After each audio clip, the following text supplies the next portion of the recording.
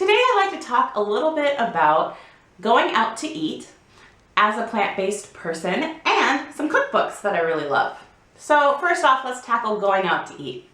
Going out to eat can be a challenge, and having social interactions with people and going out is a big deal for a lot of people. Now, I say it can be a challenge, that's until you get used to it.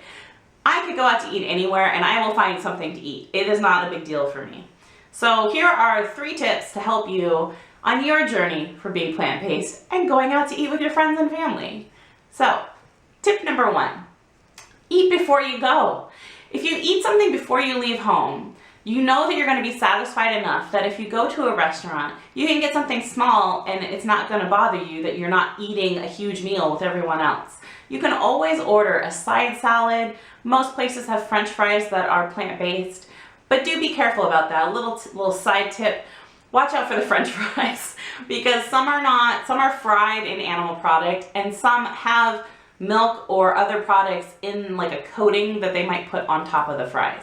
So for example, in America, at least right now, and I'm only using this as an example because everybody's familiar with McDonald's, right? McDonald's French fries in America apparently have, I think, whey or some other milk product in the coating of the fry, and so they're not plant-based at all.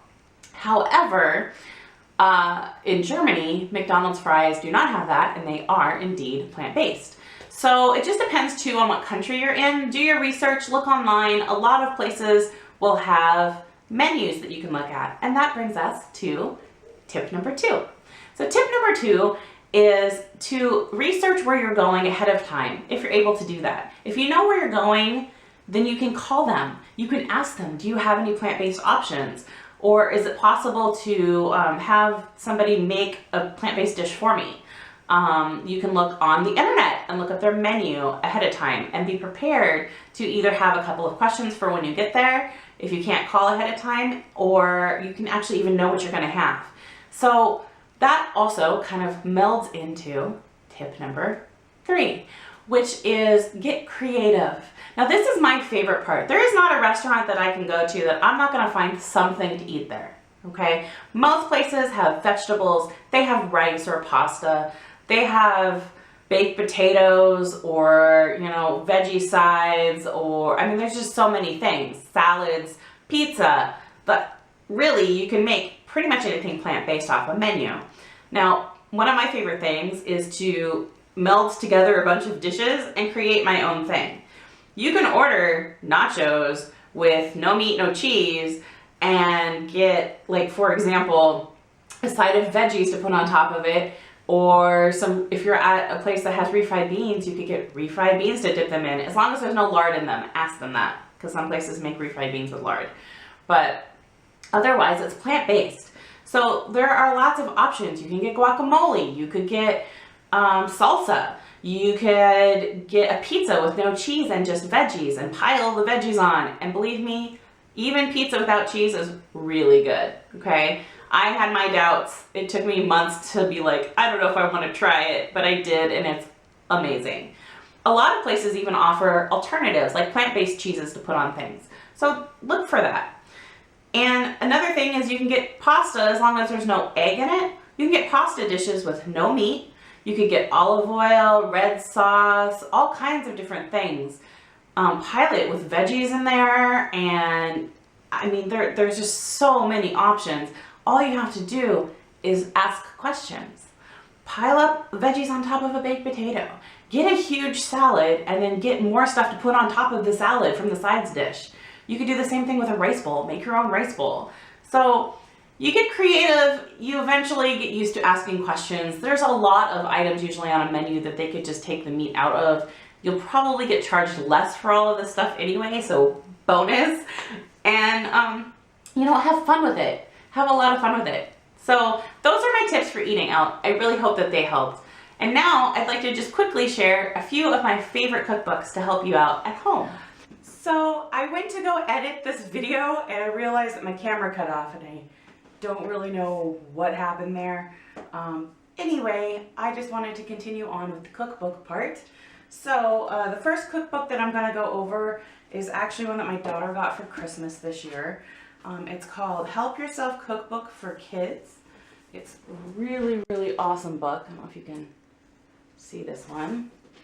The lighting in here is just a little bit funky right now, so I apologize for that. Anyways, the Help Yourself Cookbook for Kids. It's written and illustrated by Ruby Roth. She's actually got a few vegan kid books, like just regular books. They are all awesome, by the way. But this one's really super fun, and I really liked it because Maya can actually join me in the kitchen and make some of her own stuff, which she likes to cook with me anyway, but this is just kind of some extra fun recipes. They've got some really cool illustrations in here, so I'll just kind of show you.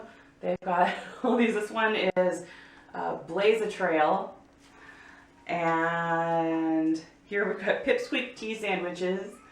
So they've got a lot of fun, vegan, kid-friendly recipes in here. Pretend tuna salad. Now, okay, I have a killer recipe for something like this. It's fairly similar, not quite, but she loves it, absolutely loves it. And it's actually based on chickpeas. And they've got another like Brocco tree bisque. So you can see there's a lot of fun little illustrations in this one. I'm gonna link all these cookbooks in the description as well. So that's a fun one to have if you have kids. It's a good gift, especially for like birthdays or Christmas. It's one of my favorites. The next one I'm going to share is called the Plant Pure Nation Cookbook. Now, Plant Pure Nation is actually, there's a video, a documentary out on this. I don't know if you can see the book.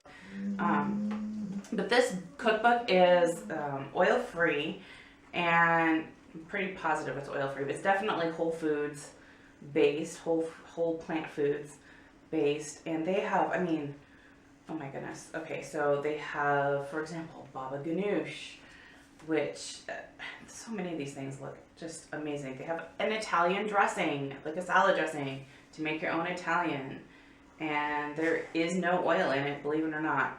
A vegan mushroom gravy, a French dip sandwich. Okay, this one I actually have bookmarked because I love French dip. It used to be like my thing in college, and I haven't had it in years, and that just sounded really good. So there's tons of stuff. They have Reubens in here, veggie like meatloaf type recipes, quinoa bowls, eggplant casseroles, enchiladas, a white sauce veggie lasagna,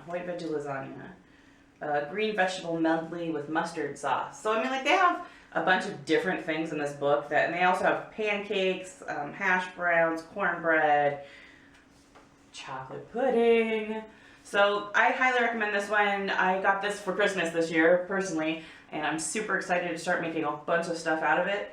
So this is one of my new go-to cookbooks. And I'm just going to do a quick mention. If you have an Instant Pot, check out High Carb Hannah's cookbooks. Well, not all of her, actually all of her cookbooks are amazing. I have every single one. I think mine is like one right now. I have to get that one still. In fact, I might just have to do that today. Anyway, she has several cookbooks, and they're all really, really good, and they're tasty. Her newest book out is her, is it Clean and Lean or Lean and Clean Plan? I'd have to look it up, but I'm going to link all of her stuff below because I highly recommend. Every single thing I've ever made from her is fantastic. Like, it's amazing.